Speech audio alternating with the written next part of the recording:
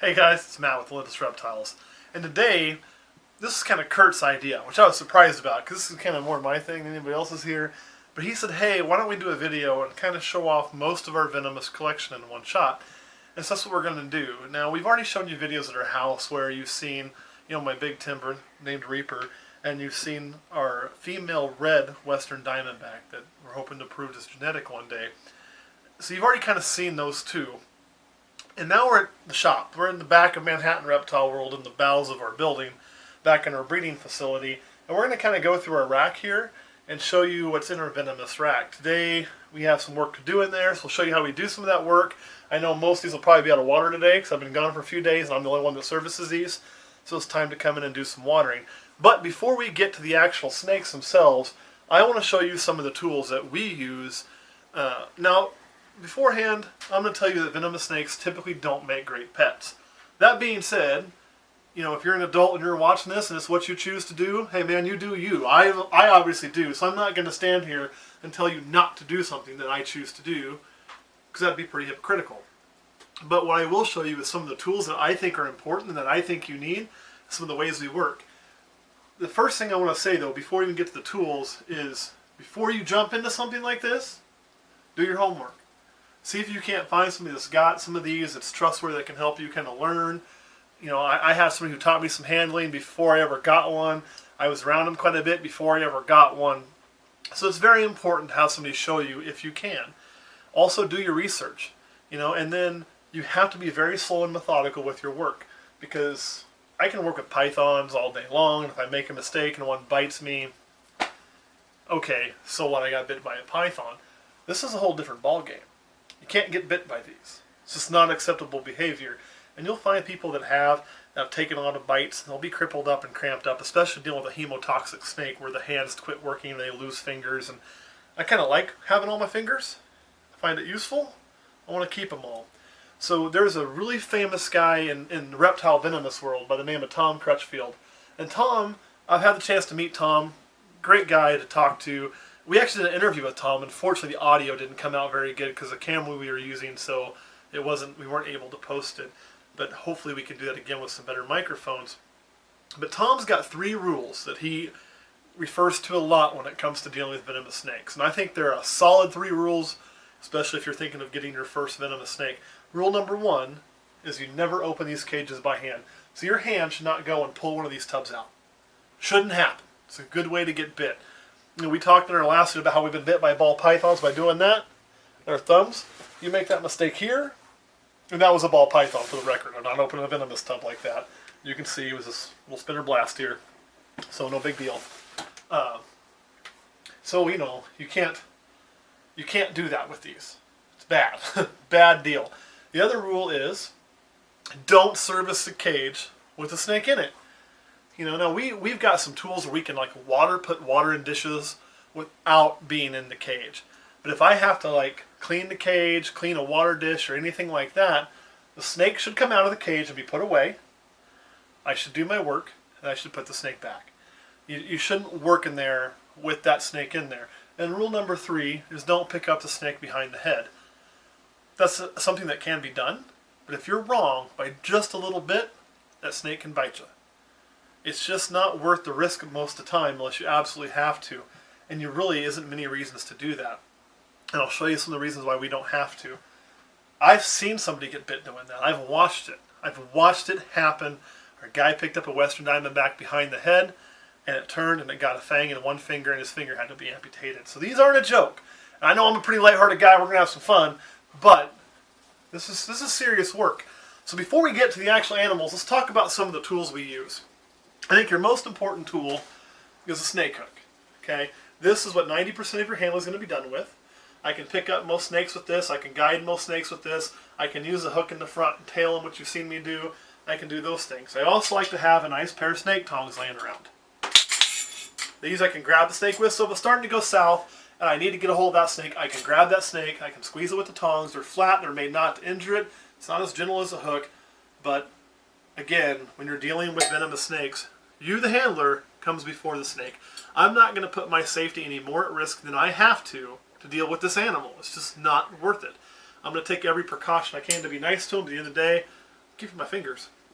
So I like to have a pair of snake tongs around. So these two first.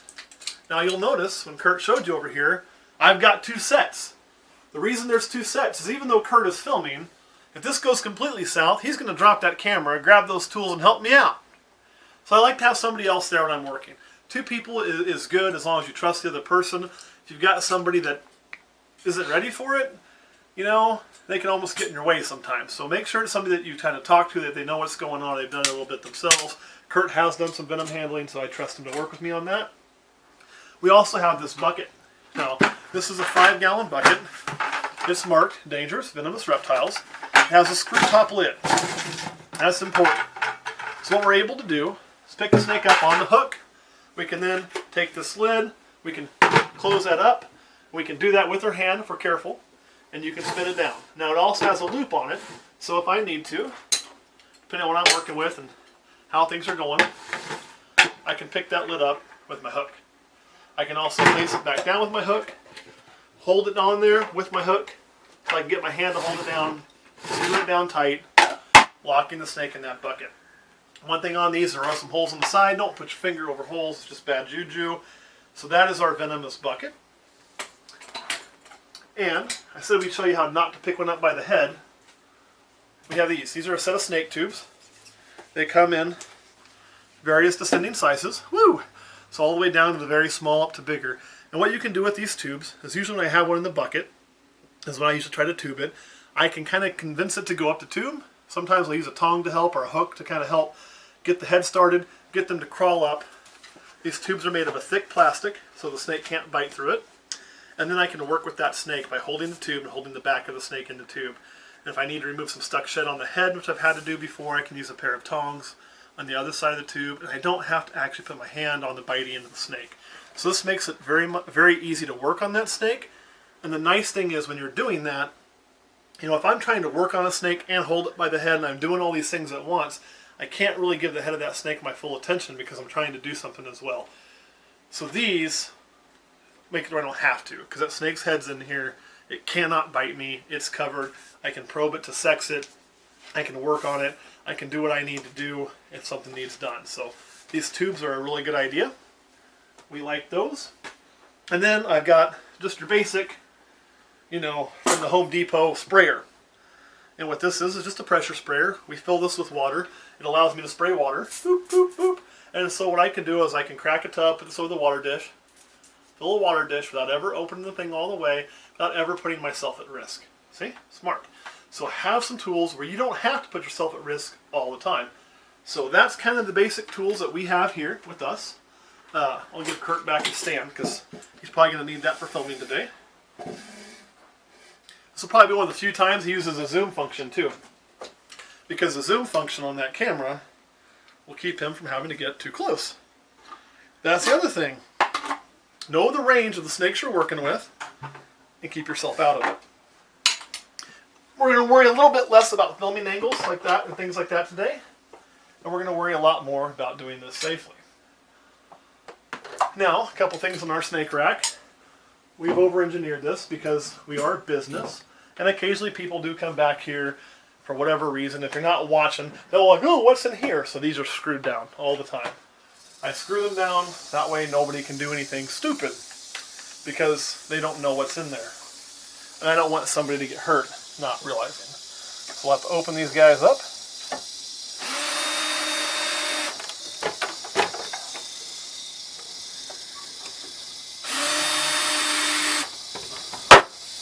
There we go. So that's freed up. And we're going to start the tour. Where do you want to start at, Kurt? High or low? I think we should start high. Yeah. Let's get the high ones out the way. All right. Kurt's going to hop up there for a better view. We're going to work the big tubs and we'll show you the small tubs because the small tubs are a locking lid. This one's going to come flying right out. As a matter of fact, after we're done showing you this one, I can already see that I'm going to need to service that cage. So I'll remove that snake. She always jumps out. This is our prairie rattlesnake. There she is. She needs a little water, I can see. And I'll show you how this works. So what I can do, I can close that down, most of the way, and then I can put just the end of that hose in there so I can water that dish. And then she's going to fly out on me. And that's where we're going to use our tongs. She can fit out of a very skinny small hole. But again, even when crazy stuff happens, you know, we're prepared for it. And you just take your time. Really, snake? Just take your time. She's probably one of my more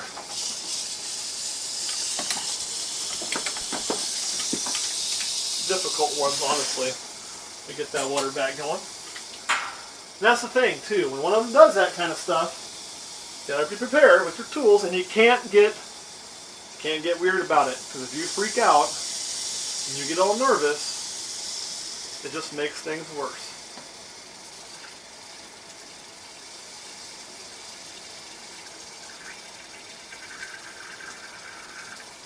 It's also why we do this. You're probably thinking, holy crap, you're a store. You just had a rattlesnake crawling around on top of some caging for a second. And you'd be right, but we're actually closed. It's after hours, and the doors are locked, so we know it's going to be just him and I in here. Now this is one I personally caught. This is one of my reds. This one, the color is not quite as nice, I don't think, as the red female we've seen. But you can certainly see how different it is than a normal. I mean, the color on this thing is quite nice, but not as vibrant. But very far from a normal rattlesnake. That's probably our largest male. Kind of see that color there. He's kind of taking a nice defensive pose now. So that's him. Now this is our caramel albino female. She's a nice big female. The water's still doing pretty good. Pull her up a little bit so we can get some color if we can. And you can see she seems pretty well behaved, but she's really not. She just acts like it at times. But she is actually the one that when we had the video where we had the one spray venom through the tub crack, the crack up here at the top, it was her. You can see she's a nice thick female. She's actually had a litter before we had her. She has had one. And caramel albino, what that actually is a T-positive albino. Whereas this, oh, that's a cage that's going to definitely need service. Why don't we go ahead and show you how we do that? Is this all disgusting? Shall we service the cage on here, Kurt? Actually, let's finish doing the tour. We'll make a second video where we service the cage. Does that sound good? Cleaning a rattlesnake cage. But we'll go back and show you that. We're going to clean it right after we do this. That is another albino male. And you can see the lavender in him. He's really cool, and you can tell he just shed. He also took a big poop, and he might have messed in the water dish a little bit. So I'm going to have to do a lot of work on that cage in a minute. This is another albino. Now this one's a female. She's also a possible het for black and for caramel.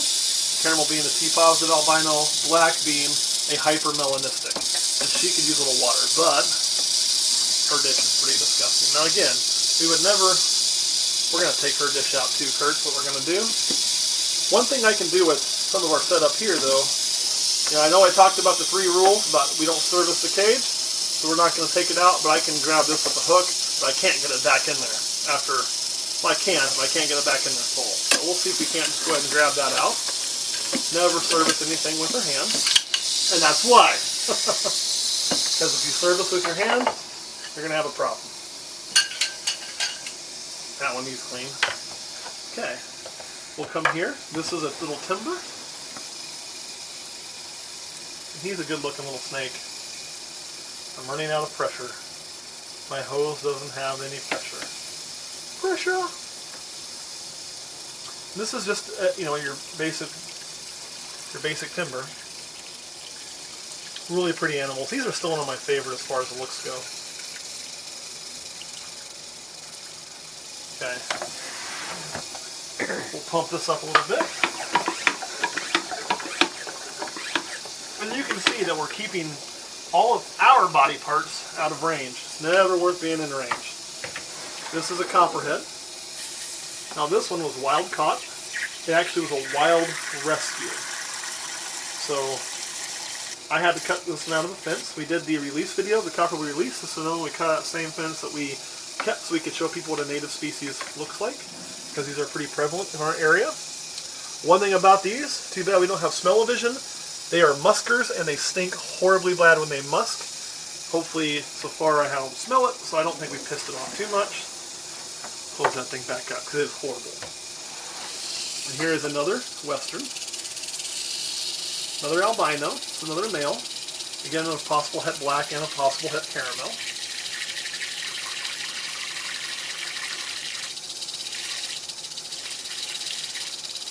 And I think these guys are just really cool.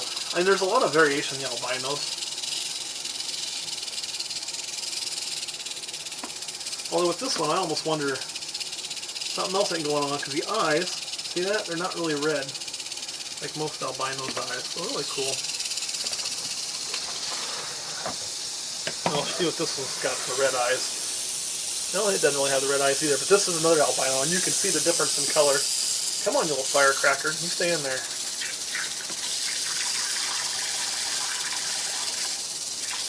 This one's got a lot more orange look to it. Hey, get in there.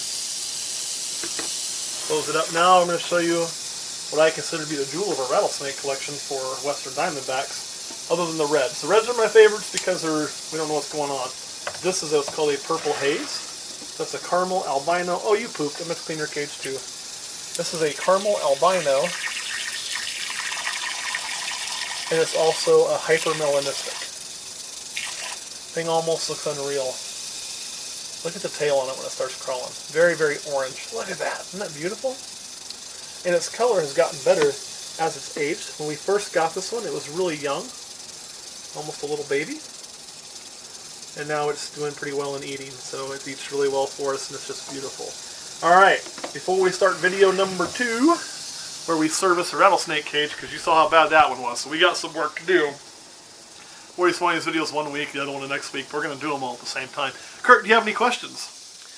This is a weird angle. You mentioned that when we're working with this, right now it's after hours, so we don't have to worry about anyone, being in here. But, what do you do when there are other people at the shops? What procedures do you go through to make sure that people know that you're working with them?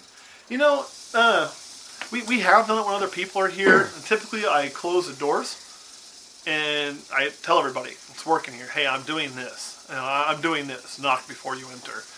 And that's worked okay. But honestly, we learned from trial and error. And on these, you have to anticipate error. I didn't show you the top ones yet. I'll have to go back and show you those. You have to anticipate error. And what I mean by that is I can't wait until a major mistake happens and then go, oh shit, I guess I should change what I do, because it's too late. When that happens, it's too late. I mean, somebody's already been hurt. So what you end up doing is you end up seeing things that could be a major problem, and you change before that problem happens. And as we would do that, I would still have people open the damn door, And so now I said, screw it. I'm just not going to service these in this room, because people go back for rats and everything else. The rat breeding is back there until it's after hours. So I do my work after hours on purpose when it's just me and usually one other person here. And that way they both know what's going on, and I've got assistance if something goes seriously wrong, and I don't have to worry about everything in the front. Now you've all met Ty, our shop dog. Ty gets kenneled while I do this too, because I don't want Ty coming up sticking his nose in places. So he gets put in the kennel, I get my equipment out, I then go to work. I then put my snakes up, put my equipment away, release Ty. It's a really simple solution. So your answer, I guess, would be we don't. We quit doing that just because of the issues that could arise. Now, the snakes in the front room, I still work those when we're open. But that's because I can close the door to that room and I can lock it. So I close it and I lock it from the inside. And it's a slide lock, so somebody can unlock it. And then I know that nobody's going to come in and interrupt me while I'm working. So I can work in there safely without the dog or anybody else coming in there. And now I've got a bigger problem. So that's kind of how I do things. Any other questions? You've shown just kind of the different morphs that we have for the Diamondbacks. Are there any out there that we don't have? Yeah, I kind of joke that Diamondbacks are the closest thing to ball pythons in the venomous world. And what I mean by that is definitely not their personality, but there is a lot of morphs that have been identified. I've seen some leucistic rattlesnakes. I don't know if I've seen a leucistic Diamondback yet. I know those are in timbers. I think they're in easterns. But in westerns, there is pied. There is a hypermelanistic. I've seen what looks to be a hypomelanistic before, although I only saw it in photographs and it never made an appearance in person. There's these reds that we're hoping are genetic. There are, albino, T-positive albino. There's patternless. There is hypermelanistic, and combinations of all of that. Everything that I've seen so far appears to be recessive genetics. So I haven't seen any of the incomplete dominant stuff that we find in ball pythons. So, you got to do a lot more work to get them out of them. And they're a little bit more difficult to breed, I think. Now, they are live birth, so you don't have to do incubation. But, it's a slower job because you're working with something that... I can go through a rack of ball pythons by hand and do a whole rack in 15 minutes. Watering, cleaning, whatever I need to do. It's not that way with these guys. So it is a bigger process to breed them. There are lots of genetics out there. We haven't unlocked most of them simply because of it being recessive, and also, there's just not a lot of people that work with them for that purpose. So, but I think there's even more out there that we haven't found. So anyway, and there's also a lot of, I guess you wouldn't say it's genetic, but a lot of line bred traits. And if you go out and you do some wild herping in areas with those diamondbacks, you can find populations because they use communal dens that they return to year after year. And I'm probably getting way more sciencey than I should on this for most of our videos. But since they do that, that population will take on certain traits that are best suited to them, almost like a microcosm of evolution right there in a spot. So, if you go to rocky outcrop areas, you may find some that are more granity looking that fit those rocky outcrops. If you go to lowland ones that are more grassy, they'll have a different coloration to them. If you go over here, they'll be different. You can tell a difference in Oklahoma and Texas snakes a lot of times by the coloration, because in those populations, they've bred and those colors have passed on to be more successful, but 100 miles away it's different. So hopefully that kind of answers your question. Don't go away. We have 3 more snakes to show you. Any other questions, Kurt? Nope. All right, well, if you want to hop down off there, I'll put these others on this table. Now, before you see me go and just pull these by hand, here, slide that back here. Don't take my table away. We're going to use your stand for that. These are locking lid tubs, so I can open these by hand, pull them out, and then I will use a tool, again, to actually open the tub. And again, you'll see that I put a loop on these, so I can open it safely. What this is a Massasauga rattlesnake. You have made a mess in there too. These are native to Kansas, where we live. They are one of the smaller species. It's not a crotalus species. It's my Latin's terrible. It's like cistrus or something like that's how it's pronounced. Them and the pygmy rattlesnakes are related. They're also a cistrus species, where the vast majority of rattlesnakes are crotalus. But these little guys are still no joke. You can hear his little tail buzzing. We'll put him up. Cutie pie. And again, you don't want any body parts of yours inside the cage. Now that he's secured, slide him back in the rack.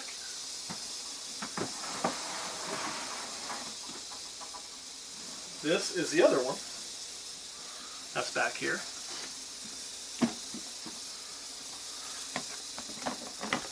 Right there. And again, it's another Massasauga.